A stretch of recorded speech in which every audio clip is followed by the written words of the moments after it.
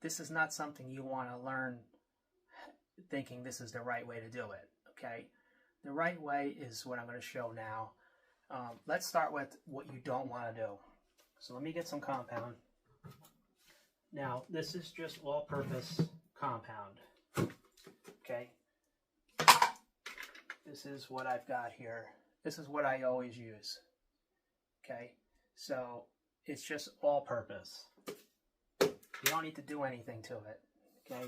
If you want to start adding water and doing all these other things, you can, but that's going to be your preference, okay? So first thing I'm going to do is get the compound out of the bucket. Okay, so let's get the compound out of the bucket, step one. Now with these small buckets, you can use a margin trowel. If you have a 5-inch knife, it'll fit in here easier. I have a 6-inch knife that I'm working with, so it doesn't get in there too well. When you get the compound out, I'm going to show how to apply it the incorrect way, and then I'm going to show you the correct way.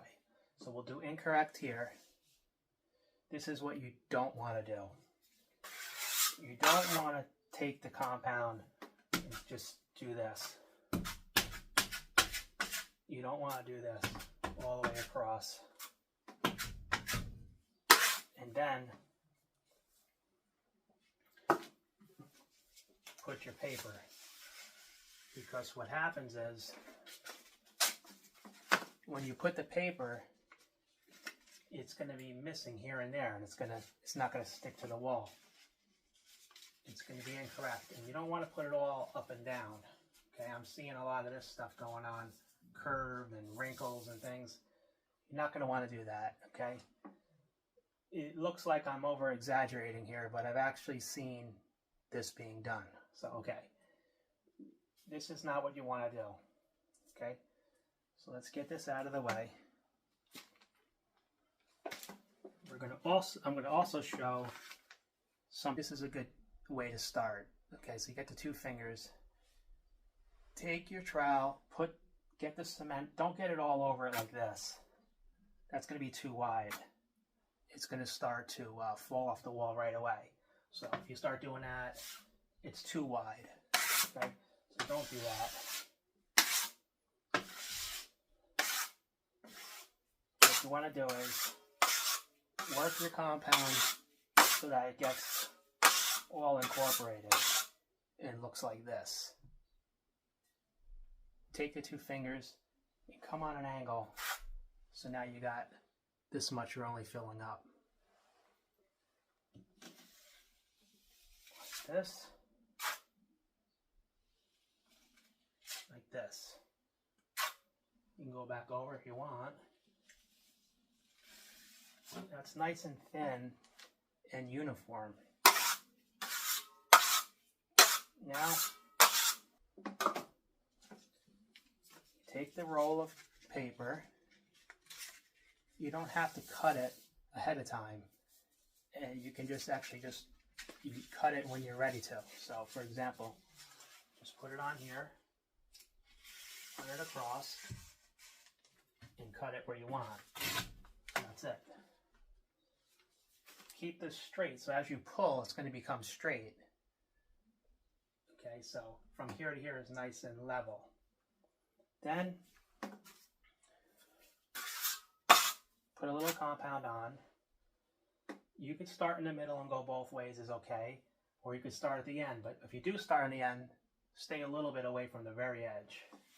You just go like this, and come back the other way. Okay, so that's set. Then hit the edges.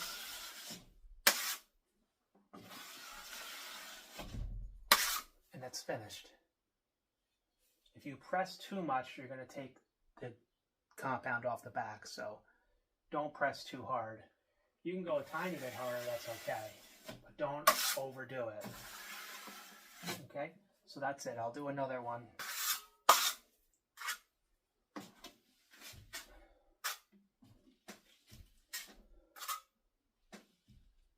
Okay. The flatter you get this, the paper is going to sit nice. if you get it all bumpy, it's not going to sit nice. So let's get another piece. Stretch it out so it's tight.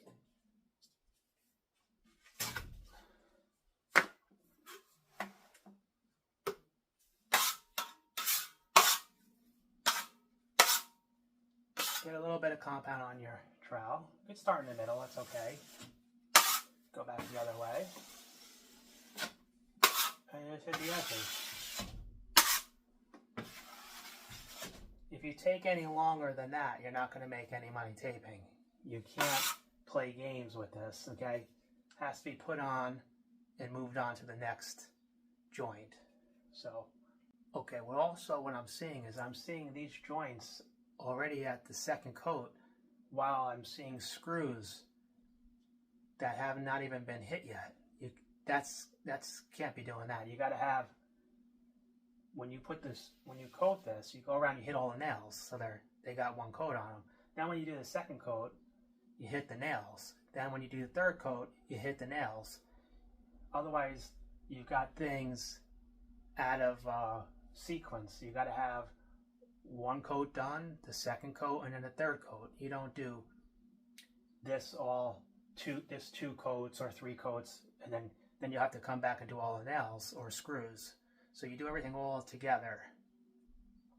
In other words, first coat, second coat, and polish. Okay, that's also something I'm seeing. So you can see here, this is perfectly flat, and I'll bring you in to see that a little better. Actually, I'll just zoom in with the camera when I edit this. But that's how you do it.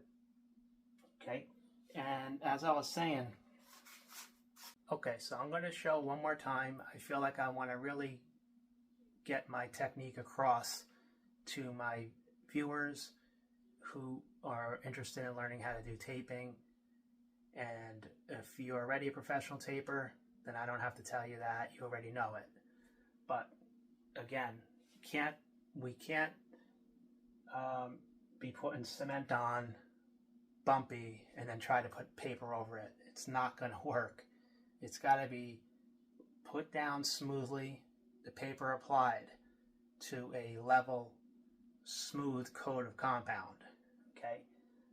Yeah, you can do it, but it's going to come out, it's going to show in the second and third coat. It's just a mess.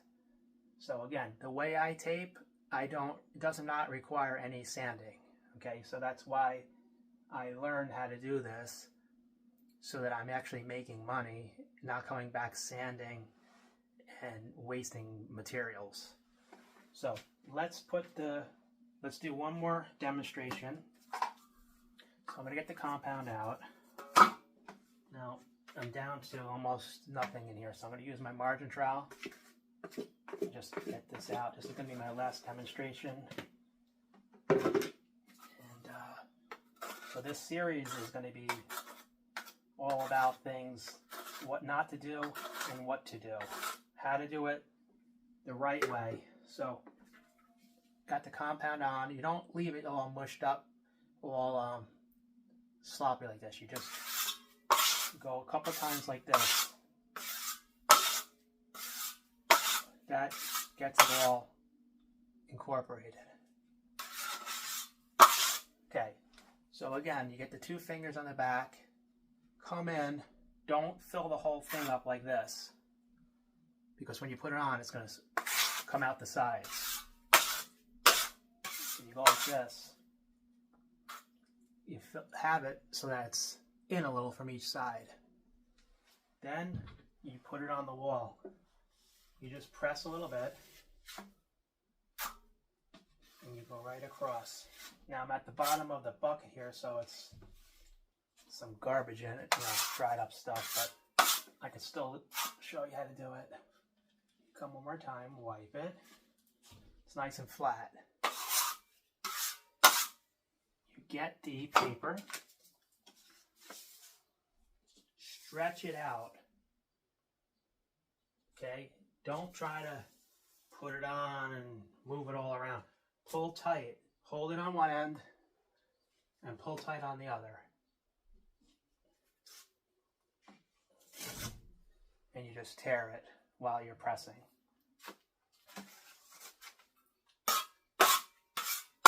this paper is level because I stretched it. Now, as you get better in taping, you can start at one end and go all the way to the other side. But I'm just going to show what a beginner, what you could do is you could start in the middle. Now don't go and push in real hard and leave an indentation. You just get yourself a little bit of cement on the trowel.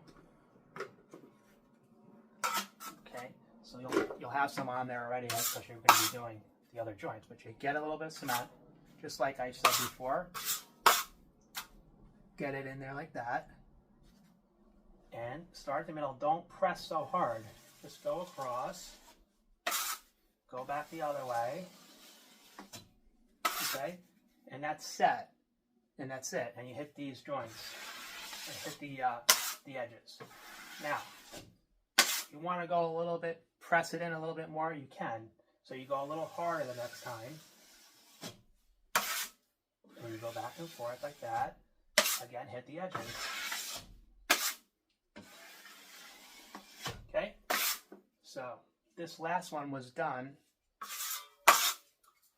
even while using the bottom of this can, which is, usually you get to the bottom, it's never in the greatest condition, the compound. So, my point is, you can achieve these results if you know how to apply the compound. So, the takeaway here is make sure you apply the compound smoothly, then put the paper. That's going to make the end result perfectly flat. So these are 3 examples.